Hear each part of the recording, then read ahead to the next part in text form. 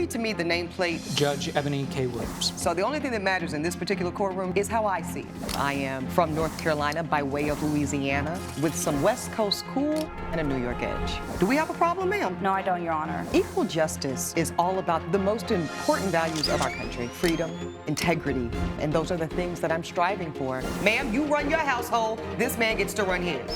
I decided to become an attorney and pursue the law. I wanted to be a voice for the voiceless. This court cannot hold this woman accountable. People from all sectors of life, black, white, purple, gay, straight, queer, and that's what equal justice with Judge Eboni K. Williams is all about. Sarah and Marcus Taylor claim their dream wedding was destroyed when the defendant crashed their special day. Jasmine Lee says that's what Mr. Taylor deserves for marrying another woman while living with her. Ladies and gentlemen, Marcus and Sarah Taylor I see here as my plaintiffs, and Jasmine Lee as my defendant. Presume you two are in relation? Yes, we're married. Married couple. Okay, so Mr. and Mrs. Taylor, you're suing Miss Lee here for $10,000. You claim property damage. Tell me what brings you to court today. She tore up our wedding completely. You said she tore up your wedding? Yeah, okay. I've been knowing Jasmine right here. We've been 5 years now. We've been going up for 5 years. We was dating, we met online, everything was cool. We was cool, we was a cool couple. I had little problems. We had our marital fixes, and we fixed it, and we fixed our problems. Wait, married? Were you married to this woman? Married. No, we're not married to her. We was engaged to her. Oh. I engaged myself to her. I wanted to marry. You proposed, sir? You Yes, I proposed, did. and y'all were engaged? Yes. Oh, it's gonna be one of them cases. Okay, so y'all were engaged. Y'all were dating and engaged for 5 years total. Yes. And then what happened, sir? Back and forth for going to Atlanta on my job, I met Sarah. Oh, okay. I met Sarah. So and you met another woman. I did. Okay, and then you got in a relationship with Sarah here. Yeah, I did. I kept the relationship away from Jasmine. Jasmine didn't know nothing about it. I kept this, away from okay. Jasmine. And Sarah together. So neither one of you ladies knew about the other? No, Your Honor. Okay. Well, thank you for your honesty in here today, sir, but I think that the ladies would have appreciated more honesty from you when they were dealing with you. Yes. But at any rate, when did you find out, ma'am, that he was seeing Sarah? When I crashed the wedding, Your Honor. Honestly. So you had no idea he was even in a whole nother relationship? No idea. Did you think that you and him were still together? Yes. So this is news to her, sir? Yes. How did you find out, ma'am? We met online, and we were together for 5 years, and on that second year, he cheated with a coworker. So that was the first time. One of his coworkers? One of his coworkers. Oh, yeah. Okay. Yeah. But you forgave him? Allegedly. Okay. I forgave him. We went through counseling. Oh. I went through therapy, and I said, you know what, I'm going to forgive him. And third year, he proposes. Okay. I say yes. And by our fourth year, we started to have a little bit more difficulty with our communication. Did y'all ever set a wedding date, ma'am? No, we did not. That should have been, we were engaged for 2 years. I was going to say, that should have been an indicator, Yes. or a so-called red flag. Yeah. But anyways, y'all continue to hobble along in this relationship for another year. Right. And you get to year 5. Yes. And tell me how you finally find out that he's in a whole nother relationship, ma'am. So we got into an argument, and at the time, he did not. Well, that tends to happen when people are cheating. He didn't clean up his stuff, toilet, tissue, all the things, right? And so I decided, you know what, let me go ahead and confront him. Hey, babe, can you just clean up after yourself? I'm working, you're working, we're both busy, all that. And so y'all were living together? We were living together for 5 years, right. We were engaged. He let me believe that we were still about to have this wedding. And he got upset, as he usually does. This is a pattern. And he stormed out because I asked him to clean up behind himself. And when he stormed out... Well, that's not actually why he stormed out, but go ahead. Right. Okay, go ahead, though, ma'am. He stormed out, and I thought he was going to be, reaching out by a day, maybe 2, but this time it was a little longer. But on day 3, I heard some dinging in the bedroom. Turns out he left his iPad on his dresser. Okay. And Right. the cloud said everything we needed to know. And in that iPad is wedding photos, a venue with a woman named Sarah. And I'm looking at the thing like, it says Marcus, and I'm like, not my Marcus, because we're getting married. Now, what other Marcus iPad gonna be in your house? I don't I was in disbelief. I don't know, maybe because, we were already in an argument, he left, and I'm like, okay, what's going on? So it says that they're getting married that weekend. So do you have evidence so the court can see what you saw? So I just have messages, text messages from when he was leading me to believe that we were still together. I was still planning the wedding. We were still together. We didn't break up. And so while I'm looking at these photos and the venue, I decide to go ahead and book my flight to Atlanta because that's where they were getting married. So, and you found all this out from the iPad? I found all of that out on the iPad. She can't wait till Atlanta. She needed to see her fiancé, sir, which would be you. Coming up on Equal Justice. Your intention was essentially to ghost your old live-in fiancé and literally just run away and marry a new one. I wasn't gonna ghost anybody. Well, you said you wanted to just run away from it. And later, During this time, I decided, because we had time left over at our lease, I decided that I was going to sublet my room for the rest of our lease. Which she didn't, Your Honor. Okay, let's just take it one person at a time. if you'll be in the Los Angeles area and want to bring your case to court, call 1-888-552-6878. This is Equal Justice. Equal Justice is back with the case of Sarah and Marcus Taylor, who blame Jasmine Lee for ruining their wedding. You do end up setting a date. So you planned to marry and intended to marry, I'm talking, now Mrs. Taylor. Yes, ma'am. Did you have any intention of at least telling this woman before you got married to another woman that you were no longer interested in being with her? I was. No. When were you going to get to? When were you going to get to it, I was sir? trying to run from it. I was just. I mean, it was. So I had such good. wait. Do I hear you saying, Mr. Taylor, that your intention was essentially to ghost your old live-in fiance and literally just run away and marry a new woman? I wasn't gonna ghost anybody. Well, you said you wanted to just run away from it. No, I wasn't running away. I still pay bills there. I was still So paying you were bills. gonna live a I was double still life. Going home. It was a double life. You waited a double life. Yes, too. Okay, so hold on, Miss Lee. Mrs. Sarah Taylor, how do you feel about hearing your lawfully wedded husband say that he intended to essentially have two wives? I feel like a lot of times I make impulsive decisions when I'm in different emotional states. And I will leave it at that, Your Honor. And you seem a little bit younger than him, too. Yes, Y'all have an age gap. we do. Yes. We met at a bar. Were you old enough to be in the bar? I was, ma'am. But barely. You little cute baby face. What's the age difference between y'all? 20 years? Yes, Yes, about ma'am. that. 25? Not that many. Because you looking a little salt and pepper over there, much like myself, sir. Okay, so let's get to this $10,000, sir. Do you have receipts and evidence to I show? do. Okay, I give do. me your whole folder. Oh, give my your gosh, whole. you can't. You ain't got to go through it, sir. Give Okay, the whole here you folder go. to Elijah. Thank you. I will go through each piece myself because I don't know that I can trust you. I have to look through it myself. I'm trustworthy. Well, I can't tell. I'm okay. not lying. I'm just not telling all of it. All right, hold That's on. why we're here. I see a bill for a cake. This is the wedding cake that you two had at your wedding. Yeah. Yes, This Your was Honor. almost $1,000, $945. Okay. Stunning venue. Let's look at this tablescape. I mean, this was a beautiful wedding that you two, I guess, were supposed to would've have. been. It would've been nice. These, nice black tie chairs and ribbons, and I mean, this is really nice. This is a really chandeliers.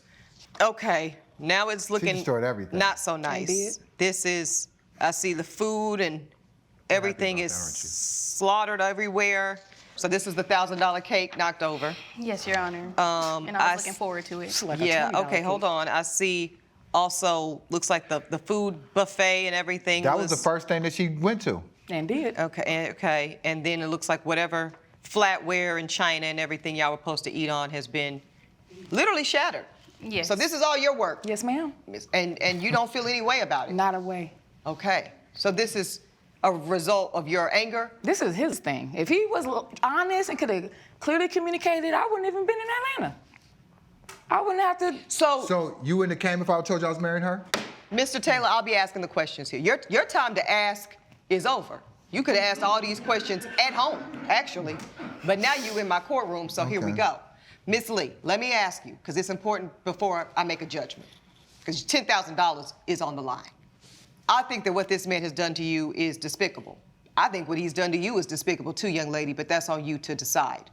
The decision is made. However, Miss Lee, I do need to decide whether or not you are legally responsible, because you're admitting, which I appreciate the honesty, that the damage is a result of your actions, that you, I don't know, took a sledgehammer, it looks like, to the whole daggone thing and destroyed this wedding.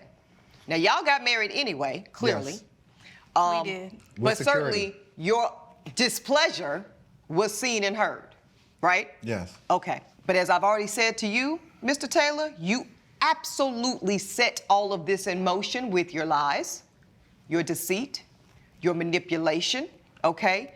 You wanted to make yourself happy on both ends. You wanted her and you wanted her. And if you could have gotten away with it longer, you would still be dealing with a married man, just not your husband. Ain't that a trip?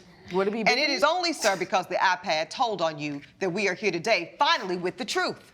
So I know that you're hurt and devastated, Ms. Lee. I know that you are, but you should be very grateful, my sister, that the technology glitches of the world and the universe and God above were looking out for you, because you could really have ended up in something really, really horrible. Now, as it relates to this $10,000, I already told you, you are responsible for this damage. However, there is something in the law called provocation that says I get to reduce your judgment amount in proportion to just how much I think you actively provoked this woman's anger and rage, which ultimately led to the destruction. And I'm just gonna take a stab and say that this is worth at least half of your heartache. So therefore, I know that you've spent $10,000, sir. Yeah.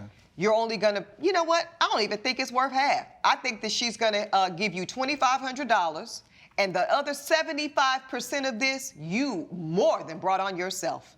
So I do rule in favor of the plaintiff, but only for $2,500. The rest of it, sir, you can eat it. Yeah. That's my rule. Judge Eboni has ruled in favor of the co-plaintiffs. The defendant is ordered to pay $2,500.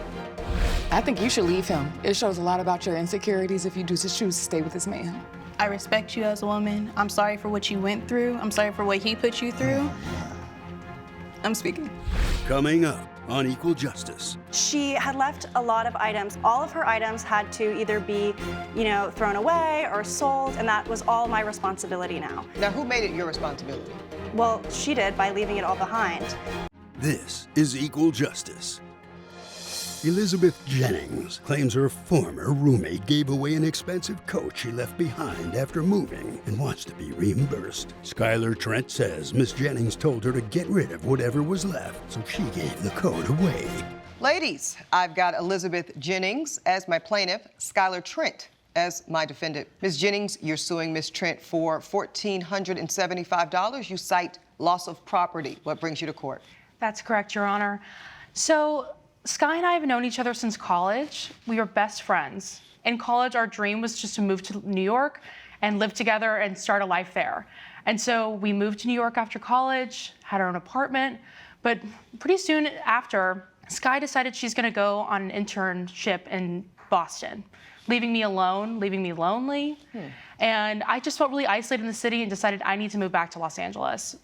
And during this time, I decided, because we had time left over at our lease, I decided that I was going to sublet my room for the rest of our lease. Which she didn't, Your Honor. Okay, let's just take it one person at a time. Okay, were you able to find somebody, ma'am, for the sublet? I was not. Okay, so let me come to you, Ms. Trent. What happened to the rent? Right, well, that's really not the issue here. I'm not asking you to identify the issue. I'm asking you what I need to know. I'm sorry. So what happened with the rent? She ended up paying the rent. Okay, so you paid the rent. I was paying rent in Los Angeles and New York City. So you had no rent problems? No, the rent wasn't the issue. Okay, so what was your issue then, ma'am? Well, so after Liz left, she had left a lot of items, kitchen items, bedroom items, furniture, and a lot of clothing. So all of her items had to either be, thrown away or sold, and that was all my responsibility now. Now, who made it your responsibility? Well, she did by leaving it all behind. Coming up on Equal Justice. And I had mentioned when I moved out, I said, I have a very expensive coat that when you get the chance, if you could send it to me, that would be great. I do not recall this conversation. This is Equal Justice. Equal Justice is back with a dispute between Elizabeth Jennings and Skylar Trent over a pricey coat. Did you have a plan to go back and retrieve your items? Well, and I had mentioned when I moved out, I said, oh, I have a very expensive coat that when you get the chance, if you could send it to me, that would be great. I do not recall this conversation. Okay, go ahead, ma'am. Well, so what happened was when I went back to Chicago, I brought her coat back, put it in the coat closet in my family home, and a friend came over and had told me that her winter coat was distressed, and I said, grab one from the coat closet. So she ended up taking Liz's coat. So your friend Yes. took this very expensive coat. Yes. Correct. And she never returned it. Right, and I tried to contact her, but she ghosted me. I do not recall the initial conversation where she told me she wanted the coat in the first place. Convenient. Well, hold on. Go ahead. It didn't happen till later, that when she was going on a trip to Tahoe or something, months later, that she contacted me saying that she wanted the coat. I actually have evidence here Okay, saying... Elijah, please grab her folder as well. Thank you. Oh, my goodness. All this over a coat. Okay. So this is conversation between the two of you. Okay, so hey girl, hey, I'm starting to pack up stuff in the apartment. You left behind a lot of stuff. Do you want me to ship any of it to you? That's you offering. Yes. Not really, is actually what you say, ma'am. It probably would cost more to ship than it's worth. It's up to you. You can either sell it or give it away. Keep whatever you make from it. Okay. For me, I'm gonna just tell you, Miss Jennings, if this were me, the conversation would have stopped right here. You don't care. You don't give a crap if she sells it, burns it up, gets rid of it, tosses it out of a window. Once you express that, to me, for you, Miss Trent, this should have been done. Judge Eboni's verdict when equal justice returns. This is Equal Justice. I think it was your responsibility to return to New York and handle your own business. It was totally fine for you to leave. You were homesick, you didn't feel supported, you went back home. As long as you paid your rent, you were well within your legal terrain. But to expect her or anybody else to be responsible for managing the leftover content in your unit was ridiculous. But however, she was willing to do it. You're better than me. But in doing so, you told her, don't worry about it. That really becomes the end of your legal claim, ma'am. At that point, anything you left in that condo or apartment or whatever home y'all shared, she had free reign to do whatever with it, including lend it out to a friend who never returned it to her. At this point, I cannot hold her accountable because you gave expressed written permission for her to disregard your items. So the fact that we're in court today because one of your items is not in your possession and has been disregarded is consistent with essentially what you asked for. The court finds for the defendant and the plaintiff's claim is dismissed. Ma'am, you literally got what you asked for. That's my ruling. All rise. Judge Eboni has ruled in favor of the defendant. The plaintiff's case is dismissed. Any final thoughts? Well, that coat was tacky anyway. Any final thoughts? It'll be warm where you're going. Okay. Judge has made a ruling. Please grab your belongings and follow me.